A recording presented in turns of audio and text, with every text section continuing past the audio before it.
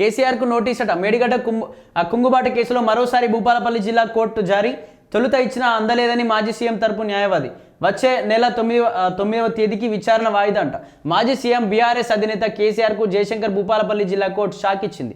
కాళేశ్వరం ప్రాజెక్టులో భాగమైన మేడిగడ్డ బ్యారేజ్ కుంగుబాటు కేసులో ఆయనకు మరోసారి నోటీసులు జారీ చేసింది.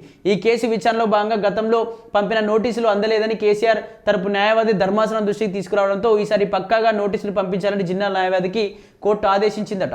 దీని అనంతరం కేసు విచారణలో వచ్చే ఈ నెలకు 9వ తేదీకి వాయిదా వేసినట్టు తెలుస్తోంది. నిజంగా చాలా రోజులుగా అంటే కాంగ్రెస్ పార్టీ అధికారంలోకి వచ్చినప్పటి నుంచి కూడా ఈ వార్త మనం చూడడంతోనే సరిపోతుంది. మేడిగడ్డ కుంగిపోయింది, వీళ్ళందరూ కూడా లక్షల కోట్లలో స్కామ్ చేసి, కాళేశ్వరంలో స్కామ్ చేసి, ఇష్టానురీతిగా కూడా అసలు పని అంటే దీనికి సంబంధించి తక్కువ నాణ్యతతో ఉన్నటువంటి ఇసుకను కావచ్చు, సిమెంట్ను వాడారు.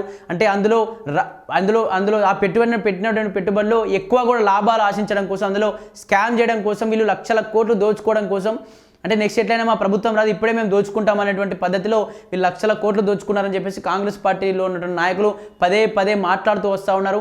నిజంగా వీళ్ళపైన కేసులు పడుతూనే ఉన్నాయి, మళ్ళీ వీళ్ళు కోర్టులకు వెళ్తూనే ఉన్నారు, మళ్ళీ బయటకు వచ్చేటువంటి ప్రయత్నాలు జరుగుతూనే ఉన్నాయి.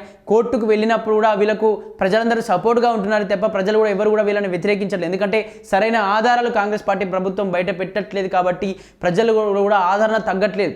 నిజంగా దీనికి సంబంధించి మేడిగడ్డ విషయంలో కూడా కాంగ్రెస్ ప్రభుత్వం చాలాసార్లు మాట్లాడే అంశం ఏంటంటే మేడిగడ్డ బ్యారేజ్ కింద కావాలనే బాంబులు పెట్టారు అని చెప్పేసి కాంగ్రెస్ పార్టీ బాంబులు పెట్టి పేల్చింది. ఆ పేలిస్తే మా ప్రభుత్వం మళ్ళీ 20 ఏళ్ళ అధికారంలో ఉండే ఛాన్స్ ఉంటుంది. ప్రజలంతా కూడా దీనికి సంబంధించి కాళేశ్వరం విషయంలో నిజంగానే లక్షల కోట్లు స్కామ్ జరిగింది అని చెప్పేసి కూడా అందరూ ఆ నిజాన్ని నమ్ముతారు కాబట్టి అందరూ కూడా మళ్ళీ ఈ బీఆర్ఎస్ ప్రభుత్వాన్ని కావచ్చు, కేసీఆర్ని కాబట్టి ఎవరు పట్టించుకునే పరిస్థితి ఉండదు అని చెప్పేసి కూడా కాంగ్రెస్ పార్టీ నాయకులు అయితే మాట్లాడుతారు. నిజంగా దీనికి సంబంధించి కాళేశ్వరం మేడిగడ్డ సంబంధించి ఇష్యూలో కూడా పెద్ద ఎత్తున కోర్టులు నోటీసులు ఇస్తూనే ఉన్నాయి. కేసీఆర్ కావచ్చు, కేటీఆర్ కావచ్చు, హరీష్ రావు కావచ్చు, అప్పుడు ఆర్థిక శాఖ మంత్రి ఉన్నటువంటి మంత్రులంతా కూడా ఆ కోర్టుల చుట్టూ తిరుగుతూనే ఉన్నారు. కానీ ఇప్పటికీ దానికి సంబంధించి సొల్యూషన్ అయితే రాని పరిస్థితి కనిపిస్తూ ఉంది. రాజకీయ వర్గాల్లో సంచలనం సృష్టించినటువంటి కాళేశ్వరం ప్రాజెక్టులో మేడిగడ్డ బ్యారేజ్ కుంగుబాటు కేసులో మాజీ ముఖ్యమంత్రి బీఆర్ఎస్ అధినేత కేసీఆర్కు జయశంకర్ భూపాలపల్లి జిల్లా కోర్టు మరోసారి నోటీసులు జారీ చేసిందట.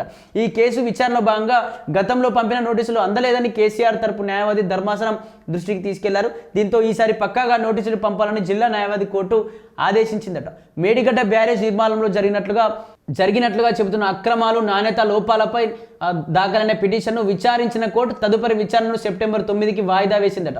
బ్యారేజ్ నిర్మాణంలో భారీగా అవినీతి జరిగిందని, నాణ్యత ప్రమాణాలు పాటించలేదని ఆరోపిస్తూ గతంలో రాజలింగమూర్తి అనే వ్యక్తి భూపాలపల్లి కోర్టులో ప్రైవేట్ పిటిషన్ దాఖలు చేశారు. అయితే ఈ కేసు విచారణ దశలో ఉండగా పిటిషనర్ మరణించిందట. అయితే ఇది ప్రజా ప్రయోజనాలకు సంబంధించిన అంశం కావడంతో పిటిషనర్ లేకపోయినా కేసు విచారణ కొనసాగించాలని హైకోర్టు జిల్లా కోర్టు ఆదేశించింది. మేడిగడ్డ వ్యవహారంపై ప్రస్తుతం జస్టిస్ PC ఘోష్ కమిషన్ విచారణ జరుపుతున్న తరుణంలోనే జిల్లా కోర్టులో సాగుతున్న ఈ విచారణ ప్రాధాన్యత సంతరించుకున్నది. కాళేశ్వరం ప్రాజెక్టు రూపకర్తగా కేసీఆర్పై విపక్షాలు మొదటి నుంచి విమర్శలు చేస్తున్న తరుణంలో కోర్టు నోటీసులు జారీ చేయడం రాష్ట్ర రాజకీయాల్లో మరోసారి వేడిని పెంచిందట. సెప్టెంబర్ 9న జరగబోయే విచారణలో కేసీఆర్ తరపు న్యాయవాదులు ఎలాంటి వాదనలు వినిపిస్తారన్నది ఇప్పుడు ఆసక్తికరంగా మారింది. దీనికి సంబంధించి కేసీఆర్కు మేడిగడ్డ కుంగుబాటు జరిగింది, అందులో ఆక్రమణలు జరిగినాయి, దీనికి సంబంధించి అవినీతి జరిగింది, అందులో నాణ్యత పరమైనటువంటి ఇబ్బందులు జరిగాయి.